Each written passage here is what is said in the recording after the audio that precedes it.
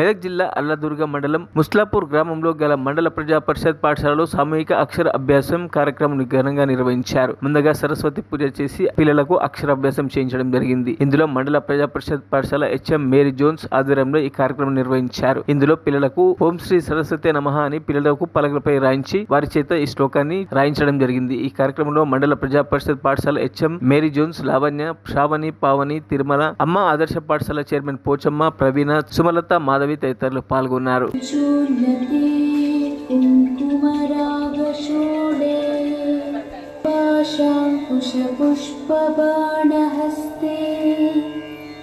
నమస్తే